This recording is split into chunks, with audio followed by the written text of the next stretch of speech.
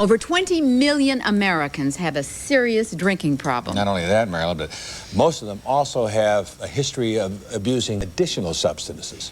Now, that's the bad news, but this morning we have some good news. There are people who are beating the addiction problem and have lived to tell us about the joy of being sober, and we're going to meet some of them next. Stay with us.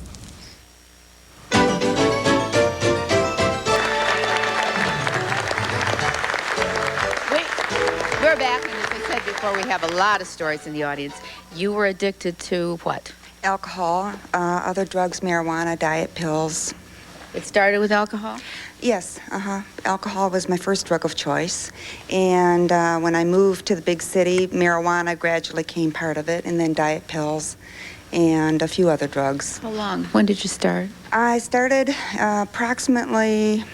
Well, my first drink was when I was 17, and it progressed from there. I began my recovery at the age of 32, and I've been recovering for 13 years. Marijuana came along about the age of 20, and then alcohol just became the focus of my drug abuse. What happened that made you went to a center, did you? No, I didn't. I didn't even know there was such a thing as a center. I woke up... Well, I guess I woke up in the middle of a blackout is what happened, and realized that I had to take responsibility for my own life, that alcohol was destroying me. I'd torn my own house apart, I'd torn my marriage apart, I'd torn my children's lives apart, and I knew that the only way that anything was going to make any sense was for me to begin to stop drinking, to look at my alcohol consumption, to look at my to look at my life in an honest kind of way. And I began my recovery. You had children.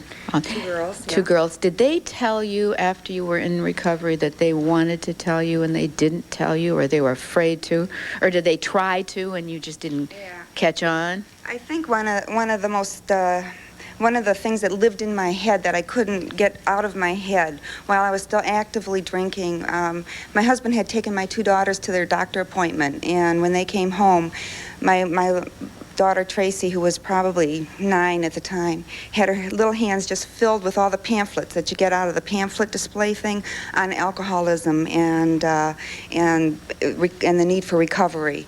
And I was so angry when she handed them to me, and I sat in my bedroom, and I was just livid with anger, but I could see the hurt, and I knew that I had to do something. Yeah, my children tried to tell me very definitely. So, how did you kick it?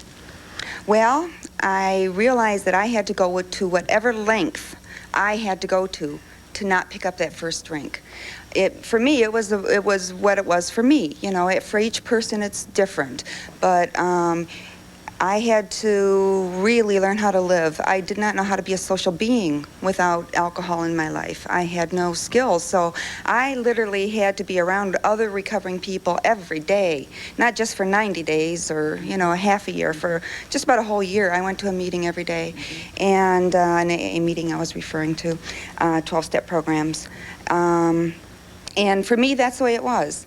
It certainly didn't take anything out of my day-to-day living because while I was under the influence of alcohol, I wasn't there anyway. I was just existing. So the couple hours it spent for me to pay attention to my recovery was worth the investment. Feel great now. I feel wonderful. I feel wonderful. Thanks. Thanks.